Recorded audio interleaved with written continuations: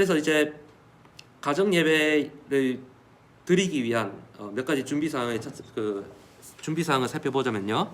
첫째는 집중할 수 있는 시간과 공간을 마련한다는 겁니다. 시간이라 했을 때는 온 가족이 다 모일 수 있는, 혹은 많은 가족이 그래도 모일 수 있는 시간을 정하는 겁니다. 근데 이 시간은 다른 것에 쫓기는 시간이 아니고 이 가정 예배, 이 짧다면 짧을 수 있는 이 시간에 집중할 수 있는 시간을 확보를 하는 겁니다. 공간은 두 가지 측면이 있을 수 있겠는데요. 첫째는 이제 물리적인 공간, 두 번째는 심적인 공간입니다. 물리적인 공간과 심적인 공간 둘 다 다른 것에 방해받지 않는, 집중할 수 있는 공간을 마련해야 됩니다. 그래서 물리적 공간 같은 경우에는 무엇입니까? 주변이 너무 시끄러워서도 안 되고 너무 산만해서도 안 되겠죠. 그래서 이제 이거 같은 경우에는 소리에 대한 산만함도 있을 수도 있고, 그리고 주변에 이제 시각적으로 보이는 산만함도 있을 수도 있겠죠. 적어도 이 시간만큼 집중할 수 있는 물리적 공간. 심적인 공간은 무엇이냐면은 쉽게 말씀드리면 마음의 여유입니다. 여유.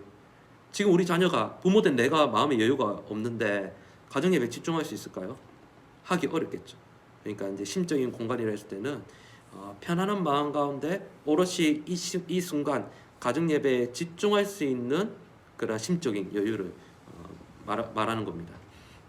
두 번째는 무엇이죠? 하나님의 말씀인 성경. 이 성경에 있을 때는 뭐 성경책을 준비하는 것도 될 수도 있지만은 혹은 뭐 내가 기억하고 있는 말씀 한 구절이라도 오늘 우리 가족에게 전해줄 수 있는 어떤 말씀도 준비하면 좋겠죠. 세 번째는 기도와 준비된 마음. 그러니까 분주함 속에서도 모여도 좋지만은 적어도 가정 예배를 인도하는 부모님이나 또 우리 자녀들이 조금 더 기대되는 마음, 준비된 마음으로 특히 기도를 준비하면 더 좋겠죠. 그리고 네 번째는 함께 참여할 가족 구성원.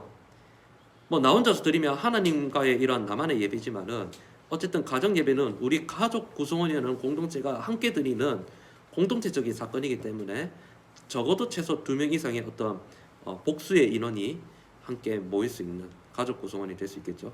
그리고 다섯 번째는 선택 사항인데 뭐 가정 예배 후에나 혹은 전에 우리 가족 간의 이러한 교제를 위한 간단한 음식과 음료수도 준비하면 어떡하겠습니까?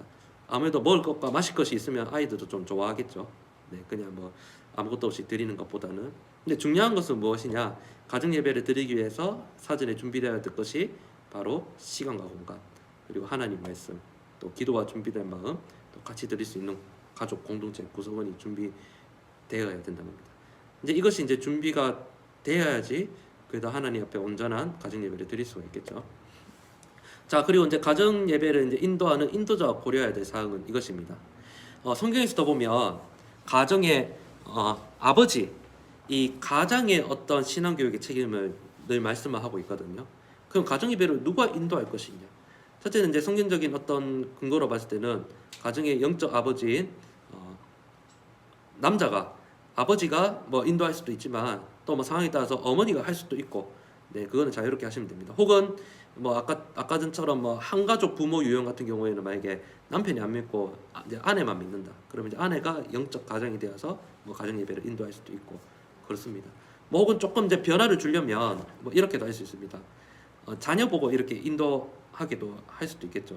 근데 또 너무 어린 자녀들은 또 그게 어려울 수 있지만은 뭐 예를 들자면 청년이 된 자녀 정도는 본인이 뭐 부담스러워하지 않으면 시도해 볼 수 있는 방법입니다. 어찌됐든 가정 예배 인도자가 이제 부모라는 전제하에서 제가 말씀을 드리면, 첫째는 성경 본문에 대해 바르게 이해를 해야 합니다. 그러니까 이제 성경이 하나님의 말씀이잖아요. 그러니까 이제 하나님께서 의도하시고자 하는 바를 무엇인지 이제 먼저 깨달아야 되거든요. 왜냐, 말씀 전한다 해서 물론 내가 받은 은혜 나눌 수도 있습니다. 근데 중요한 것은 내가 느끼고 생각하는 하나님 말씀보다 원래 하나님께서 말씀하시고자 하는, 이 본문을 통해서 말씀하시고자 하는 본문의 의도가 무엇인지를 먼저 파악을 해야 됩니다. 우리가 보면 뭐 예를 들자면 성경 말씀 한 구절만 보고 이제 오해하는 부분들이 많잖아요. 뭐 비록 뭐 내 시작은 미약하였으나 뭐 그 끝은 창대하리라, 이런 거. 이제 그걸 이제 복 받는 말씀으로 기억하라고. 그게 어떻게 보면 이제 욥이 고통 가운데서 하나님 앞에 부르짖는 그런 기도거든요.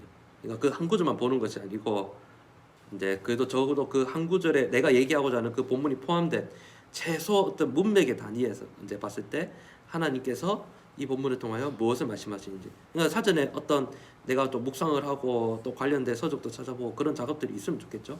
그래서 성경 본문에 대한 바른 이해가 필요하다. 두 번째는 자녀와 가족의 상황을 바르게 이해해야 됩니다. 그러니까 하나님 말씀이 지금 우리 자녀와 우리 가족의 상황을 전혀 이해하지 못한다면은 그 말씀이 마음에 와닿지가 않겠죠. 예를 들자면 뭐 우리 자녀가 고3이에요. 이 고3 지금 수능 때문에 스트레스 받고 힘들어 죽겠는데 우리 부모님이 나에게 주는 말씀이 지금 내 인생과 아무 관계가 없는 거예요. 그럼 이 아이가 가정 예배를 통해서 하나님 은혜를 경험할 수 있을까요? 못하겠죠. 그러니까 이제 그렇다고 뭐 너무 우리 가정의 상황에 맞는 말씀들을 끄집어 올 필요는 없지만은 적어도 우리 자녀와 가족의 상황을 반영할 수 있어야 돼요. 그러니까 상황에 맞게 또 말씀을 또 전할 필요가 있겠죠. 세 번째는 가정 예배를 인도하는 부모 자신을 우리 자신을 이제 돌아봐야 되는 겁니다. 나는 그렇게 안 하면서 우리 자녀보러 그렇게 하라. 그것이 아니고 먼저 내가 어떤 말씀의 은혜가 있고 그 은혜가 우리 자녀들에게 자연스럽게 흘러가면 좋겠죠. 네 번째가 중요합니다. 이 전하는 말씀 혹은 가정 예배를 통해서 하나님이 어떤 분이신지를 명확하게 드러낼 수 있어야 됩니다. 무엇이냐면 특히 이제 우리 자녀들에게 어떤 성경 이야기를 할 때 제일 좋은 게 이제 스토리텔링이잖아요. 특히 이제 이 스토리텔링의 그 이제 중심에는 주로 인물과 관련된 이야기가 많습니다. 아브라함이 어떻게 했고, 뭐 이삭과 야곱이 어떻게 했고, 요셉이 어떻게 했고, 다윗 왕이 어떻게 했고 이렇게 많습니다. 그리고 또 결론이 이렇게 날 때가 많아요. 그렇기 때문에 아브라함처럼 살아야 돼, 요셉처럼 살아야 돼, 다윗처럼 살아야 돼. 어떤 인물의 모습을 교훈 삼아서 이렇게 살아야 돼, 이렇게 살면 안 돼라고 이야기할 때가 많습니다. 그런데 진정한 바른 성경 해석은 무엇이냐면은 이 성경 인물을 통해서 하나님께서 어떤 일을 행하셨는지를 알려주는 것이 중요하거든요. 그러니까 성경은 하나님 이야기입니다. 하나님께서 하나님 자신의 어떤 구원의 스토리, 그 구원을 어떻게 이루셨는지를 성경 인물들을 통해서 오늘 사는 우리들을 통해서 말씀을 하시는 거거든요. 그러니까 다윗을 통해서 이야기를 한다. 그러면 다윗의 어떤 이런 왕의 모습을 통해서 왕이신 하나님께서 자신의 백성들을 다스리는 어떤 그런 모습들. 그 때문에 성경의 인물을 드러내는 것이 아니라 그 인물을 통해서 하나님께서 어떻게 역사를 하셨는지를 드러내는 거죠. 또 한 가지 예를 들자면 요셉 이야기 하잖아요. 그러니까 중요한 것은 요셉이 어떻게 국무총리 됐냐 이게 중요한 것이 아니고 그 요셉의 가족들을 구원하시기 위해서 하나님께서 요셉을 어떻게 인도하셨는지 그 하나님의 그 의도가 중요한 거예요. 그래서 이제 요셉이 보디발의 그 가정 총무로 됐을 때도 감옥에 갔을 때도 그 창세기 본문을 보면 이렇게 말씀하거든요. 하나님께서 요셉과 함께 하심이라는 말씀들이 계속 등장을 하거든요. 그러니까 요셉을 하나님께서 그 애굽의 국무총리로 됨을 통해서 그 가뭄 가운데서도 자신의 가족들을 구원하는 거죠. 구원의 통로가 된 거죠. 그러니까 무엇이냐? 하나님이 어떤 분이신지에 대한 명확한 이해 그리고 그것들을 드러낼 수 있어야 된다라는 겁니다. 그래서 이제 가정 예배를 드릴 때 점검 요소 첫째는 우리의 가정 예배의 본질이 잘 세워져 있는가, 예배에 하나님의 은혜와 사랑이 있고 그 은혜에 대한 응답으로 예배를 드려지고 있는가, 그리고 예배를 받으신 분은 하나님이시기 때문에 그 예배의 중심에 사람만 있는 것이 아니고 예배를 받으시는 하나님이 그 중심과 목적이 있는가, 예배의 본질, 이것이 예배의 본질이죠. 그 예배의 본질이 잘 세워져 있는가 확인을 하고요. 두 번째는 예배의 핵심 요소가 잘 반영되어 있는가. 가장 기본적인 요소는 말씀, 기도, 찬양이라고 했잖아요. 어쨌든 이런 요소들을 통해서 하나님께서 어떤 일을 행하셨는지, 하나님 어떤 분이신지가 이 가정 예배를 통해서 드러나고 있는가. 우리 가정을 통해서 역사하시는 하나님이 우리들의 자녀에게 잘 전달되고 있는가. 단순히 성경 인물, 내가 이야기하고 싶은 관점만 드러나고 있는 것은 아닌가. 한번 점검을 해보면 좋겠고요. 세 번째는 아까도 앞에 말씀드렸죠. 우리 가족의 상황이 잘 반영되어 있는가. 지금 우리 가족의 어떤 처해 있는 환경이 잘 반영되고 있는가.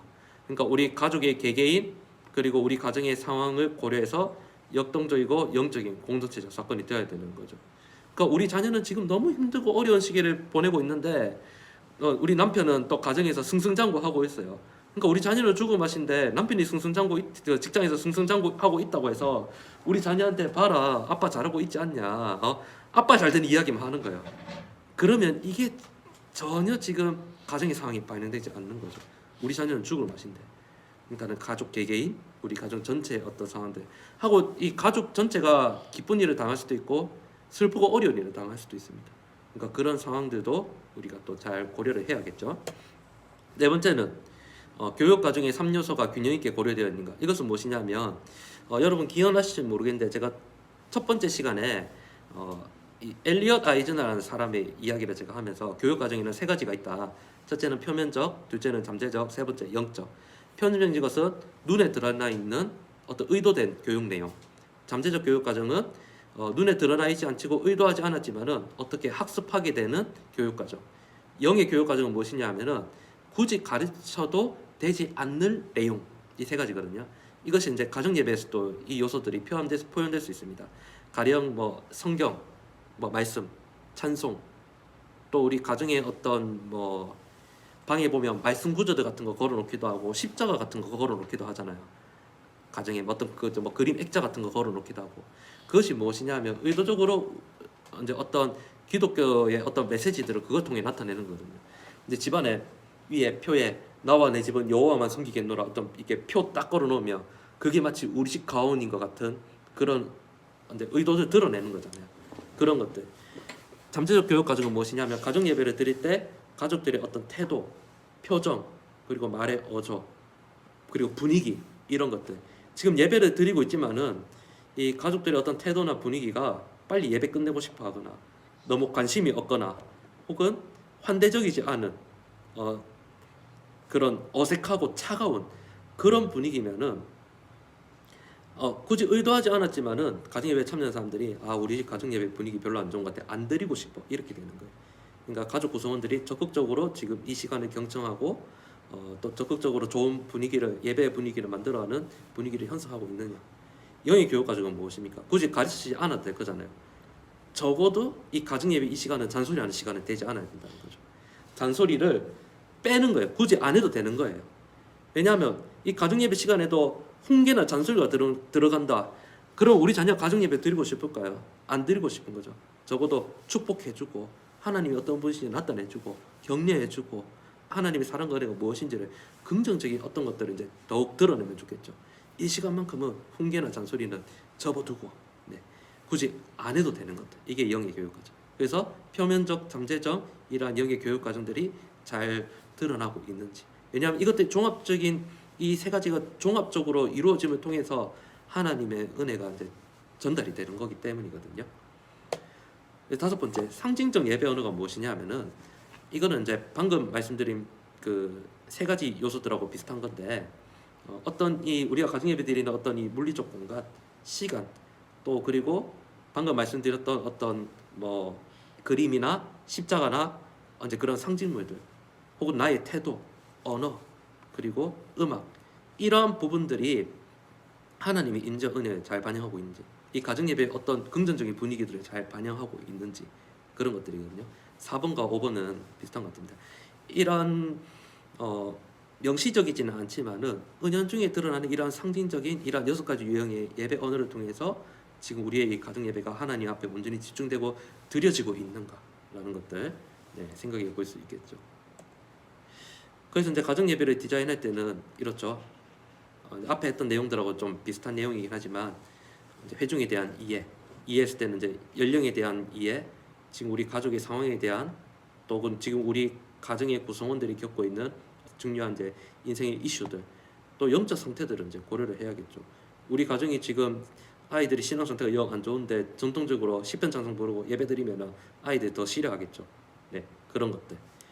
말씀 선정은 뭐냐면 말씀을 전할 텍스트를 이제 무엇을 할 거냐라는 거죠.